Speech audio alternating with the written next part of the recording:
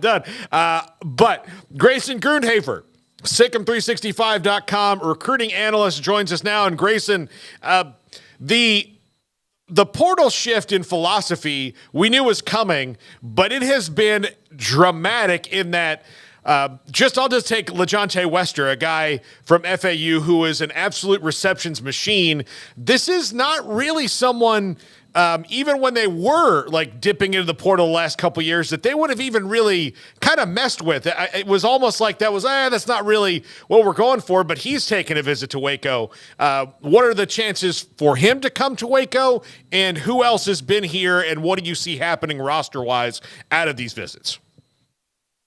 Right, Paul. So, I think that basically what we're seeing here is a shift in philosophy of two different kind of reasons, right? When you look at the NIL approach, which was something that really came to light towards the end of the year, just kind of what was happening there, how Baylor was kind of, not necessarily failing in that regard, but just not using it up to its potential. And I think Dave Aranda, Mac Rhodes, they found that out and fixed it, right? And so now I think you're seeing that side of it.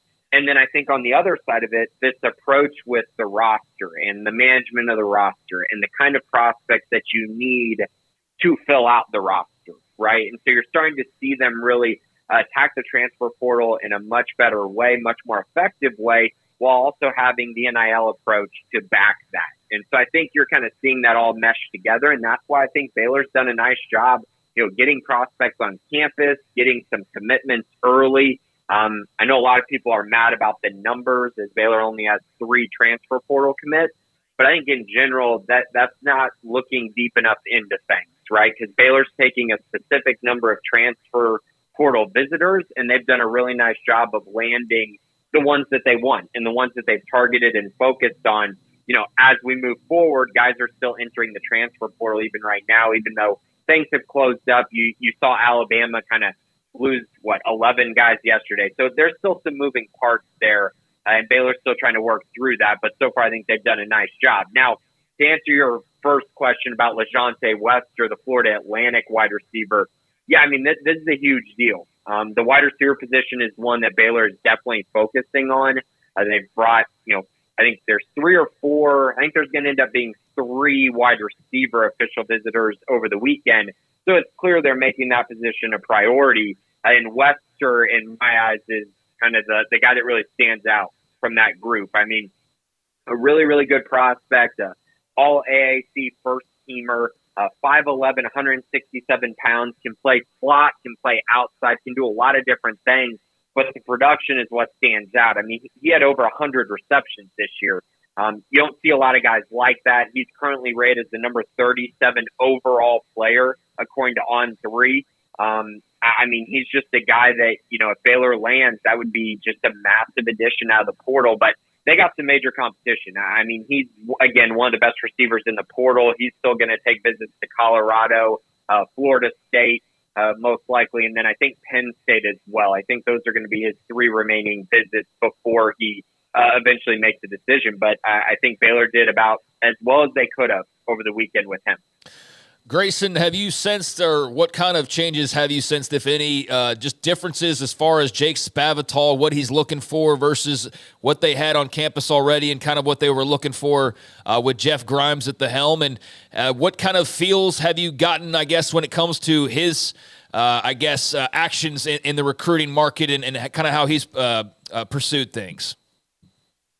Yeah, so specifically on the offensive side with, Coach Spavital and just the changes that have been made, on the offensive side, I think you're seeing they're really heavily recruiting the guard position on the offensive line, really trying to get bigger and stronger up front. And I think you've seen that a little bit when you kind of look at the guys that they're recruiting. Omar Agbedian, the commit that they got a week ago out of Montana State, 6'2", 324 pounds.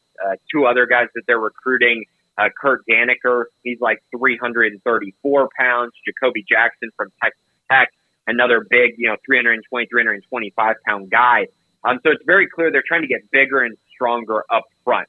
Not necessarily looking for guys who, were in that wide zone type scheme where you need a bunch of mobility. They're kind of looking for guys that are truly maulers up front and can move the line of scrimmage on every single play. And I think that fits into that downhill rushing attack that Jake Spavital mentioned when he was hired at Baylor. When they run the football up the middle, they don't want to be at risk for sitting there 2nd and 12. They want to make sure that it's at least, 2nd and 10 or 2nd and 8, while also having the opportunity to create some explosive runs as well up the middle. So that's the first part of it, bigger, stronger up front.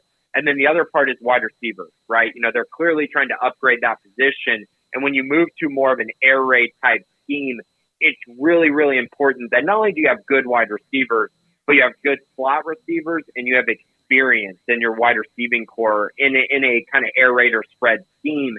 And I think you're seeing that with the guys that they're targeting, whether it's Ashton Hawkins at Texas State, who of course was coached by Jake Spavital in 2022, or Mikey Matthews at Utah, another wide receiver who's a slot type, 5'8", 180 pounds, had a really nice true freshman year there at Utah, and of course LeJontay Wester as well. So that's kind of his type, I would say, and that's the two things that I think we're seeing, that's really, really evident so far in the transfer portal.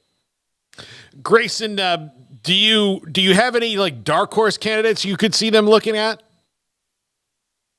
Yeah, I mean, there's a few. I think right now, though, the focus is very much on, guys who are, current that they have coming on visits. There's not a ton of moving parts. I would say, they definitely could look best player available type. So if you're talking defensive line, maybe they try to add one there. Maybe they look at the tight end position after losing Jake Roberts. Maybe they look for a guy that fits into the scheme a little bit better.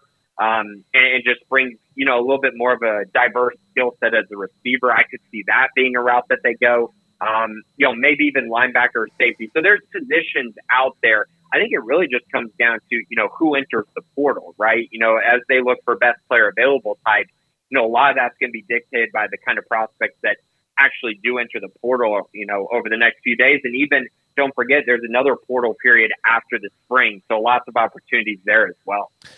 Jared Anderson, the new tight ends coach, they finally and hopefully for a while have settled this coaching staff and now have this final piece with Jared Anderson. He's a Texas high school football guy, went to the same high school a few years after Jared did back in Tyler.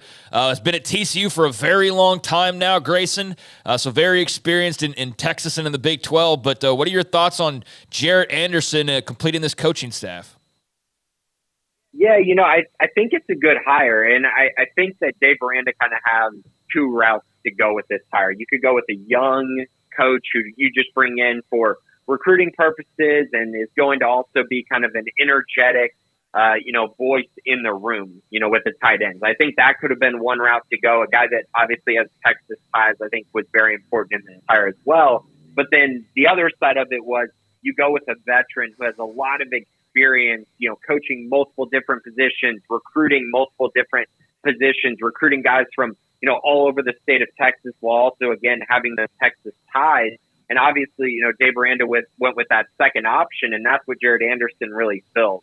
A lot of experience, a guy who you feel like is going to be very, very reliable and really help out with this offense in a variety of ways as Dave Aranda kind of takes this more hands-on approach on the defensive side. You want to have a lot of guys on the offensive staff who you really trust can get the job done. And I think that's exactly what you saw with Jared Anderson. I also think he's a pretty good recruiter as well. And so you put all that together, a guy with a lot of experience, he recruits well. I think it just fits kind of exactly what Dave Aranda was looking for. And in my eyes, that makes it a good hire.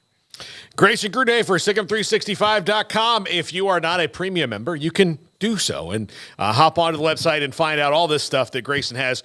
Very detailed post every week, every day, every time there's a new transfer or recruiting news.